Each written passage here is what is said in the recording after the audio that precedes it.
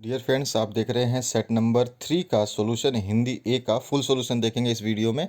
और आपके जितने भी सेट हैं सारे सॉल्व किए जा रहे हैं और सभी की प्लेलिस्ट एक ही प्लेलिस्ट बना रखी है हमने जैक बोर्ड के नाम से, जो Jharkhand board class 10th papers के नाम से। उसमें आपको सारे के सारे सॉल्यूशंस मिल जाएंगे, सेट 1, सेट 2, सेट 3 के। तो चलिए स्टार्ट करते हैं और आगे के जो सेट्स आएंगे उनको भी आपको पढ़ना है, क्योंकि आपके सेट से ही लगभग 70 to 80% क्वेश्चंस आने वाले हैं। तो ये जो है आपका पहला एक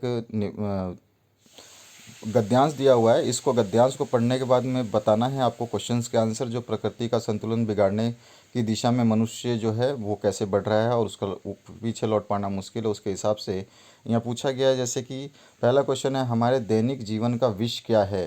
तो हमारे दैनिक जीवन का विष भोज्य पदार्थ है। अब ये तो आप बोलोगे ये नहीं हो सकता है, कैसे। तो इस पैसेज में इस तरह से लिखा है कि हम जो है दैनिक जीवन में जो आहार ग्रहण करते हैं, यहाँ पे अगर आप ऊपर देखोगे तो वही हमारा विषय, क्योंकि हम जैसे जैसे हम प्राकृतिक संसाधनों को नष्ट करते जा रहे हैं तो वही हमारे लिए दैनिक जीवन का विषय है। ठीक है, जो हमारा आहार समझ रहे हैं ना हम उसको, जो कि हम क्योंकि उनको नष्ट कर रहे हैं तो हम उसके लिए वो हमारे लिए क्या हो गया, दैनिक विषय हो जाएगा। क्योंकि जैसे जैसे संसाधन नष्ट होते जाएंगे तो हमें आहार मिलना ख़त्म हो जाएगा, क्योंकि हम जंगलों की कटाई कर रहे हैं और वो हमारे लिए दैनिक विषय। आगे बढ़ते हैं दूसरे क्वेश्चन पे। प्रकृति का संतुलन बिगाड़ने का काम कौन कर रहा है। तो मनुष्य कर रहा है, ये तो आपको पता ही है।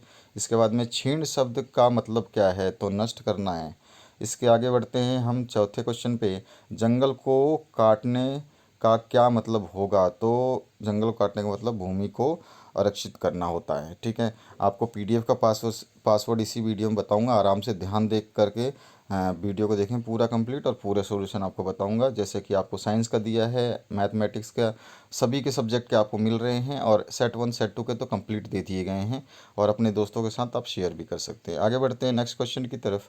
इसमें है, उपयुक्त गद्यांश के आधार पर रिक्त स्थानों की पूर्ति करनी है। तो जब आप रिक्त स्थानों की पूर्ति करोगे तो गद्यांश पढ़ोगे तो उसमें ये क्वेश्चन आपको, ये लाइन पूरी मिल जाएगी। जो लाइन मिस है उसी को आपको भरना है। जिसे हम अपना दैनिक आहार समझ रहे हैं वो हमारा दैनिक विष है। और दूसरा है, वन संपदा अत्यंत तीव्र गति से क्षीण होती जा रही है, यानी कि नष्ट होती जा रही है। सातवां जो क्वेश्चन है इसमें पूछा गया है, वन संपदा को नष्ट करने के क्या परिणाम हो सकते हैं। तो वनों की कटाई के परिणाम स्वरूप जैव विविधता की में कमी आई है। वन क्षेत्रों का विनाश पर्यावरण के अवनमन का, यानी कि मतलब पतन का कारण बना है, जिससे जैव विविधता यानी डाइवर्सिटी, जो बायोडाइवर्सिटी ये कम हो गई है। जंगलों के महत्वपूर्ण क्षेत्र के विनाश के फलस्वरूप वातावरण की गुणवत्ता भी कम हो गई है और जैव विविधता में भी कमी आई है। इस तरह का आप लाइन लिख सकते हैं। इसके आगे हम बात करें, आठवां क्वेश्चन, प्राकृतिक संतुलन बिगड़ने से मनुष्य के जीवन शैली पर क्या प्रभाव पड़ रहा है। तो मनुष्य के और प्रकृति के बीच में जो संतुलन है वो बिगड़ रहा है, तो क्या प्रभाव पड़ रहा है। तो हम लिख सकते हैं, पर्यावरण कई पर्यावरण विशेषज्ञों का मानना है कि बीमारियां और वायरस मनुष्य और प्रकृति के बीच पैदा हुए प्राकृतिक असंतुलन का दुष्परिणाम है। वैज्ञानिकों का कहना है कि अत्यधिक मांस का उत्पादन, रोगाणुरोधी प्रतिरोध और बढ़ते वैश्विक तापमान जैसे कारक अन्य वन्य वन्य जनित विषाणुओं को मनुष्य में फैलाने और भयावह भयावह रूप धारण करने में महत्वपूर्ण भूमिका निभा रहे हैं, क्योंकि हम पर्यावरण नष्ट कर रहे हैं। साथ ही जलवायु संकट विषाणु जनित रोग से लड़ने की हमारी जो प्रतिरोधक क्षमता है वो भी इसकी वजह से ही कम हो रही है। जैसे जैसे वातावरण मिलेगा वैसा वैसा हमें दिक्कत आएगी। यहाँ पे निम्न काव्यांश को पढ़ने के बाद में आपको जो है इसके उत्तर देने हैं। तो काव्यांश आपके सामने हैं और हम इसके उत्तर देख लेते हैं। तो उपयुक्त काव्यांश के अनुसार टूटे तारों पर कौन शोक नहीं मनाना चाहता है। तो अंबर जो है टूटे तारों पर शोक नहीं मनाता है। आसमान को कोई फर्क नहीं पड़ता है कि तारे टूटे हैं। उसके बाद में कुसुम का अर्थ क्या होगा। तो कुसुम का अर्थ जो है वो फूल होगा। इसके आगे हम बात करें नेक्स्ट जो है, मधुबन किसका प्रतीक है। तो मधुबन संसार का प्रतीक है। और किसके सूखने पर मधुबन शोर नहीं मचाता। फूलों के सूखने पे शोर नहीं मचाता। रिक्त स्थानों की पूर्ति करनी है काव्यांश के हिसाब से। तो अंबर के अनन आनन को देख, आनंद, अंबर के आनंद मतलब वो जो प्ररूप रूप ऐसा कुछ होता है उसको हम बोल रहे हैं। और जीवन में वह था एक कुसुम जिस पर कवि निछावर थे। तो यहाँ पे कुसुम भरना है आपको। जब आप पूरा पैसेज पढ़ोगे, काव्यांश पढ़ोगे, तो आपको इसका आंसर मिलेंगे। और 15वां क्वेश्चन है, सितारे के डूबने पर कवि क्या प्रेरणा देता है। तो कवि क्या कहता है, कवि कहता है कि किसी भी परिस्थिति में मनुष्य को अपनी सोच, प्रेरणा और इच्छाओं को नहीं डूबने देना चाहिए। किसी भी परिस्थिति में सदैव आगे बढ़ना चाहिए। किसी भी बीती हुई घटना को लेकर के विलाप नहीं करना चाहिए। अतः कवि प्रेरणा देता है कि साहस और धैर्य रखें और मंजिल की तरफ बढ़ते रहिए। 16वां क्वेश्चन है, कुसुम किसका प्रतीक है और कवि उसके मुरझाने पर क्या सोचता है। तो कुसुम हर्ष और उल्लास यानी कि खुशी का प्रतीक है। और कवि कहते हैं कि हर्ष और उल्लास यदि किसी कारण कम हो भी जाए तो मायूस नहीं होना चाहिए। सदैव सकारात्मक ऊर्जा के साथ फिर से प्रयास करना चाहिए। जैसे मधुवन में किसी भी फूल कितने भी फूल मुरझा जाए परंतु मधुवन अपनी आभा या सुंदरता नहीं खोता। उसी प्रकार हमें भी कुछ भी दुख हो लेकिन हमें अपनी जो है चीज़ें नहीं खोनी चाहिए। अपनी मतलब जो है आंतरिक मन की शांति, सुख, चैन, हर्षोल्लास नहीं खोना चाहिए। खंड ख व्यावहारिक व्याकरण में आ गए तो जेब से चाकू निकालना, इस वाक्य में क्रिया कौन सा पद है। तो निकालना पद है। उसके बाद में 18वां है, वह पानी पी रहा है, क्रिया में भेद बताएं। तो ये सकर्मक जो है क्रिया हो गई। इसके बाद में अगर हम बात करें 19वें क्वेश्चन में, मनु दिन में सोता है, इस वाक्य में क्रिया भेद लिखें। तो ये अकर्मक क्रिया हो गई है।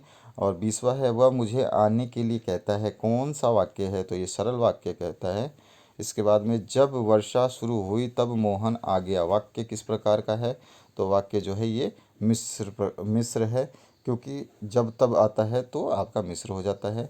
इसके बाद में साधु ने आशीर्वाद दिया और गायब हो गया, कौन सा वाक्य है। जब जोड़ देते हैं तो और लग जाता है तो संयुक्त वाक्य हो जाता है।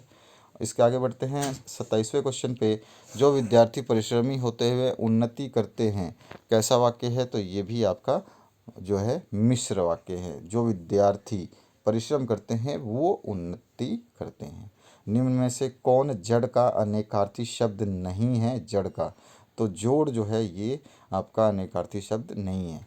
आदि का सही अर्थ क्या है। तो आदि का प्रारंभ जो है ये सही अर्थ है। जैसे आदि मानव तो प्रारंभिक मनुष्य या प्रारंभ में मनुष्य ऐसे लिखते हैं ना। तो आदि का सही अर्थ क्या है, प्रारंभ। उसके बाद में 26वां क्वेश्चन है, अली का कौन सा अर्थ सही नहीं है। तो कोयल अर्थ सही नहीं है। बाकी अली का मतलब भौरा, सखी और कली सब होता है। आगे बढ़ते हैं, रिक्त स्थानों की पूर्ति अव्यय पदों से करना है। तो इसमें आपको है जैसे कि अच्छे चरित्र के बिना जीवन निरर्थक है, और मुझे रेडियो और घड़ी चाहिए, मैंने तो कुछ नहीं किया। और इसके बाद में 30वां है, तुम अभी बाजार जाओ और दवा लेकर आओ। 31वां है, मैं उनके विचार से काफ़ी सहमत हूँ। और 32वां है, भूकंप आया और लोग मारे गए। इसके बाद में अवयव किसे कहते हैं, अवयव के कितने भेद होते हैं, उनके नाम लिखने हैं। तो बहुत अच्छा डेफिनेशन है इसका। ऐसे शब्द जिनमें लिंग, वचन, कारक आदि के कारण कोई परिवर्तन नहीं आता उन्हें अवयव या अविकारी शब्द कहते हैं। वे शब्द सदैव अपरिवर्तित रहते हैं। अवयव 5 प्रकार के होते हैं, क्रिया विशेषण, समुच्चय बोधक, संबंध बोधक, विस्मयादि बोधक और निपात। ठीक है। इसके आगे बढ़ते हैं नेक्स्ट क्वेश्चन पे। यहाँ पे आपका जो पाठ्य पुस्तक से ये जो फादर वुल्के वाला है ये पैसेज दिया है और इसके हिसाब से क्वेश्चंस पूछे गए हैं। तो यहाँ पे देखते हैं इसके क्वेश्चंस को। तो सबसे पहले 34वां जो क्वेश्चन पूछा गया है, किसको देखने। अब इससे पहले हमने 33 क्वेश्चन यहाँ तक कर लिए हैं। 33 का आंसर हमने देखा था अवयव के लिए। आगे बढ़ते हैं 34वां क्वेश्चन जो है, किसको देखने करुणा के निर्मल जल में स्नान करने जैसा था। 8वां क्वेश्चन, इसका जो आंसर हो जाएगा वो हो जाएगा आपका कामिल बोल के। ठीक है। इसके बाद में नेक्स्ट जो है 35वां क्वेश्चन है, फादर को याद करना कैसा और क्यों। तो ये है आपका आंसर, लेखक के फादर बुल्के से अतरंग संबंध थे। फादर बुल्के से मिलना, बात करना अच्छा लगता था। उन्होंने उनके हर दुख सुख में उनका साथ निभाया। यहाँ पे ये मिस्टेक, यहाँ पे ये डैश नहीं आएगा। ठीक है। इसके लिए लेखक को लगता है कि फादर बुल्के को याद करना उनके लिए एकांत में एक उदास संगीत सुनना है जो अशांत मन को शांति प्रदान करता है। फादर ने सदैव उनके अशांत मन की शांति प्रदान की है। ठीक है, अशांत मन को शांति प्रदान की है। 36वां जो क्वेश्चन है, परिमल से आप क्या समझते हैं, परिमल में क्या होता था। तो परिमल इलाहाबाद की एक साहित्यिक संस्था है जिसमें वो युवा और प्रसिद्ध साहित्य प्रेमी अपनी रचनाएं और विचार एक दूसरे के समक्ष रखते थे। लेखक को परिमल के दिन इसलिए याद आते हैं क्योंकि फादर भी परिमल से जुड़े। वे लेखक और अन्य साहित्यकारों के हंसी मजाक में शामिल होते, गोष्ठियों में गंभीर बहस करते और लेखक की रचनाओं पर बेबाक राय और सुझाव देते। इसके बाद में हम 37वें क्वेश्चन की बात करें तो लेखक को क्या घटना याद आती है। लेखक को अपना बच्चा और फादर का उसके मुंह पर पहली बार अन्न डालना याद आता है।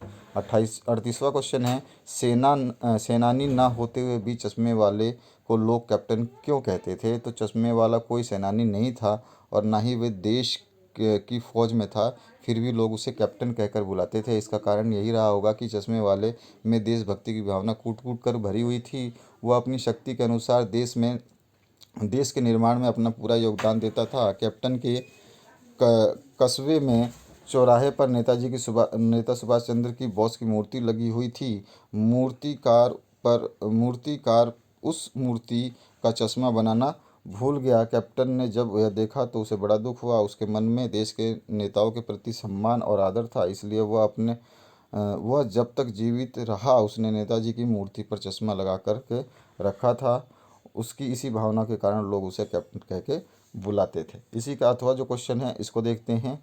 तो अथवा में पूछा गया है, भगत ने अपने बेटे की मृत्यु पर अपनी भावनाएं किस तरह व्यक्त की। तो भगत का एक बेटा था, वह बीमार रहता था, एक दिन वो मर गया। भगत ने अपने बेटे के मरने पर शोक नहीं मनाया। उसके अनुसार उसके बेटे की आत्मा परमात्मा के पास चली गई। आज एक विरहीन अपने प्रेमी से मिलने गई है और उससे मिलन की खुशी में आनंद मनाना चाहिए, ना कि अफसोस। ये उसका कहना है फादर का। उन्होंने अपने बेटे के मृत शरीर को फूलों से सजाया था, पास में एक दीपक जला के रखा था। वे अपने बेटे के मृत शरीर के पास आसन पर बैठे मिलन के गीत गा रहे थे। उन्होंने अपने बेटे की बहू को भी रोने से मना कर दिया था। उसे भी आत्मा के परमात्मा में मिलने की खुशी में आनंद मनाने को कहा था। इसके बाद में अगर हम 39 क्वेश्चन की बात करें तो एक कहानी यह भी में लेखिका के पिता ने रसोई को भटियार खाना कहकर क्यों संबोधित किया है। तो इसका आंसर है, लेखिका के पिता का मानना है कि रसोई का काम में लग जाने के कारण लड़कियों की क्षमता और प्रतिभा नष्ट हो जाती है। वे पकाने खाने तक ही सीमित रह जाती हैं और अपनी सही प्रतिभा का उपयोग नहीं कर पाती है। इस प्रकार प्रतिभा को भट्टी में झोंकने वाली जगह होने के कारण वे रसोई को भट्टी यार खाना कहकर संबोधित करते हैं। अथवा में इसी का पूछा गया 39 का, शहनाई की दुनिया में डुमराव को क्यों याद किया जाता है। तो मशहूर शहनाई वादक बिस्मिल्लाह खान का जन्म डुमराव गांव में ही हुआ था। इसके अलावा शहनाई बजाने के लिए रीड का प्रयोग होता है। रीड अंदर से पोली होती है और जिसके सहारे शहनाई को फूंका जाता है। रीड नरकट से बनाई जाती है जो डुमराव के मुख्यतः सोन नदी के किनारे पाई जाती है। इसी कारण शहनाई की दुनिया में डुमराव का महत्व है। आगे बढ़ते हैं हम नेक्स्ट क्वेश्चन पे।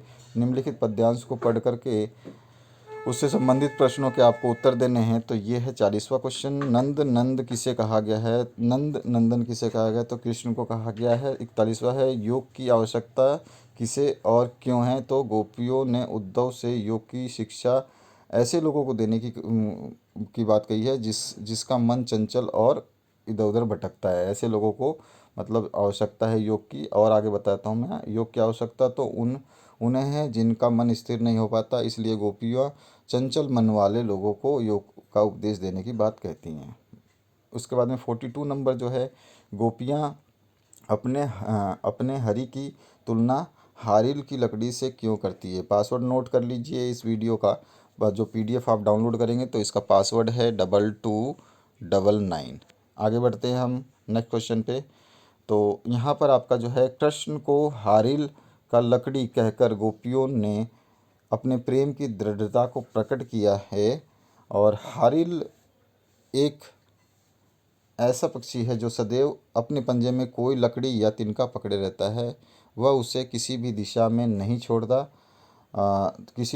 छोड़ता। गोपियों का कृष्ण को हारिल की लकड़ी कहने का तात्पर्य यह है कि उनके हृदय में कृष्ण का प्रेम इतना दृढ़ पूर्वक समाया हुआ है कि जिस प्रकार वो किसी भी प्रकार से उसे निकाल नहीं सकते। कहने का आशय है कि गोपियाँ कृष्ण के प्रति एकनिष्ठ है। 43 नंबर है, योग को गोपियाँ किसके समान बताती हैं और क्यों? तो गोपियाँ योग को कड़वी ककड़ी के समान बताती हैं, क्योंकि उसके लिए योग साधना तो मानसिक रोग के समान है, जिसे गोपियों ने न कभी पहले सुना था और न कभी देखा था। पासवर्ड आपने नोट कर लिया होगा, 2299 है, ध्यान रखना है, 2299। आगे बढ़ते हैं नेक्स्ट क्वेश्चन पे। 44 जो है पूछा गया, इसमें गोपियों द्वारा उद्धव को भाग्यवान कहने में क्या व्यंग निहित है? गोपियों द्वारा उद्धव को भाग्यवान कहने में यह व्यंग निहित है कि उद्धव वास्तव में भाग्यवान न होकर अति भाग्यहीन है। वे कृष्ण के सानिध्य में रहते हुए भी वे कृष्ण के प्रेम से सर्वथा मुक्त रहे। श्री कृष्ण के प्रति कैसे उनके हृदय में अनुराग उत्पन्न नहीं हुआ, अर्थात श्री कृष्ण के साथ कोई व्यक्ति एक क्षण भी व्यतीत कर ले तो वह कृष्णमय हो जाता है। वे प्रेम बंधन में बंधने एवं मन के प्रेम में अनुरक्त होने की सुखद अनुभूति से पूर्णतः अपरिचित है। तो इसलिए ये गोपियों ने कहा है। अथवा में है, कवि बादल के फुहार रिमझिम या बरसने के स्थान पर गरजने के लिए क्यों कहता है? तो कवि बादल से फुहार रिमझिम या बरसने के स्थान पर गरजने के लिए इसलिए कहता है कि फुहार रिमझिम या बरसने से कुछ नहीं होने वाला। कवि चाहते हैं कि बादलों के जोर से गरजने को कहा, जिससे कि बहुत तेज बारिश हो, ताकि गर्मी से लोगों को राहत मिले। गर्मी के कारण सब निराश हो रहे हैं और फुहार रिमझिम और या बरसने से गर्मी में कोई फर्क नहीं पड़ेगा, इसलिए बादल को गरजने के लिए कहते हैं, ताकि धरती को ठंडा कर दे। 45वां क्वेश्चन है जो, कवि ने कठिन यथार्थ के पूजन की बात क्यों कही है? तो मनुष्य का जीवन कल्पनाओं के आधार पर नहीं टिकता, वह जीवन के कठोर धरातल पर स्थित होकर ही आगे बढ़ता है। पुरानी सुख भरी यादों से वर्तमान दुखी हो जाता है। तो पुरानी सुख भरी यादों से ऑब्वियस सी बात है वर्तमान दुखी हो जाता है। मन में पलायनवाद के भाव उत्पन्न हो जाते हैं। उसे कठिन यथार्थ से आमना सामना करके ही आगे बढ़ने की चेष्टा करनी चाहिए। कवि ने जीवन को कठिन, कठोर, वास्तविक और वास्तविकता को स्वीकार करने की बात इसीलिए कही है। अथवा में है, माँ ने बेटी को सचेत करना क्यों जरूरी समझा? तो यहाँ पर है क्वेश्चन आपका, माँ ने बेटी को सचेत करना जरूरी समझा कि वह भी अनेक अन्य बहुओं की तरह किसी की आग में अपना जीवन न खो दे। उसे किसी भी अवस्था में कमज़ोर नहीं बनना चाहिए। उसे कष्ट देने की कोशिश करने वालों के सामने उठ कर खड़ा हो जाना चाहिए। और कोमलता नारी का शाश्वत गुण है, पर आज की परिस्थितियों में उसे कठोरता का पाठ अवश्य लेना चाहिए, ताकि किसी भी प्रकार की कठिनाई आने की स्थिति में उसका सामना कर सके। प्रश्न नंबर 46 जो है, इसमें पूछा गया है प्रश्न में, माता का आंचल पाठ में आए ऐसे प्रसंगों का वर्णन कीजिए जो आपको दिल को छू जाते हैं। तो बहुत सारे पॉइंट है, आपको अपनी मर्जी से कोई भी पॉइंट जो है वो लिखने हैं। तो हमने यहाँ पे जो लिख दिया है, पाठ में ऐसे प्रसंग आए जो दिल को छू जाते हैं। तो पहला है, बच्चों द्वारा बाबूजी के साथ कुश्ती लड़ना, उनकी मुझे ओ, उनकी मूछें उखाड़ना, मूछें आएगा यहाँ पे, मूछें उखाड़ना, बाबूजी का झूठ मूठ रो कर दिखाना। और दूसरा है, माँ द्वारा ज़बरदस्ती पकड़कर सिर में सरसों का तेल मलना, साथियों की ओर आने पर ना भूल कर उसके साथ खेल तमाशे में लग जाना। अगला है, आप पॉइंट लिख सकते हैं, बूढ़े वर द्वारा बच्चे को ढेरों से मारा जाना। ढेरों मतलब वो जो ढेले होते हैं ना, आपके उसके मिट्टी के। कनस्तर पीते हुए बरसात का जुलूस निकालना, चूहेदानी की पालकी बनाना, अमोल की को घिसकर शहनाई बनाना। तो इस तरह से है। और भी, चूहे के बिल में बच्चों द्वारा पानी डाले जाना, सांप का निकलना, बच्चों का घबराकर भागना, ये सब चीज़ें आप इसमें लिख सकते हैं। अथवा में है जो है, कभी श्वेत तो कभी रंगीन पताकाओं का फहराना किन किन अलग अवसरों की ओर संकेत देता है? तो श्वेत पताकाओं का फहराना एक कतार में लगी सफ़ेद बौद्ध पताकाएं शांति और अहिंसा का प्रतीक हैं। इस पर मंत्र लिखे होते हैं। जब किसी बुद्धिस्ट की मृत्यु हो जाती है तो उसकी आत्मा की शांति के लिए शहर से दूर किसी भी पवित्र स्थान पर 108 श्वेत पताकाएं फहरा दी जाती हैं। इन्हें उतारा नहीं जाता, वे स्वयं ही नष्ट हो जाती हैं। रंगीन पताकाओं का फहरना जो है वो क्या है, अब आपका जो है किसी नए कार्य की शुरुआत में रंगीन पताकाएं फहराई जाती हैं। यह कार्य भी बौद्ध धर्म को मानने वाले लोग ही करते हैं। तो आप दोनों लिख सकते हैं, एक श्वेत पताकाओं के और एक आपका जो है रंगीन पताकाओं का। ठीक है, यहाँ दोनों लिख दिए गए हैं, एक साथ मिक्स हो गए हैं। आप पैराग्राफ चेंज करके लिखेंगे। खंड का है रचना लेखन। इसमें आपको दूरदर्शन के प्रभाव और उसके बाद में आपका भारतीय किसान और एक पर्यावरण प्रदूषण, इनमें आपको ध्यान रखना है कि ये सब चीज़ों को लिखना है तो इनको आपको पॉइंट आउट करना ही करना है, अदरवाइज़ आपके एग्जामिनर मार्क्स कम कर देगा, काट देगा इन सभी चीज़ों को। तो इन सभी को मैंने यहाँ पे दर्शाया हुआ है। जैसे दूरदर्शन के प्रभाव के बारे में सबसे पहले भूमिका पूछी गई, तो भूमिका लिखनी है। भूमिका के बाद में आप कंप्लीट करने के बाद में दूरदर्शन के जो लाभ हैं वो लिख देने हैं।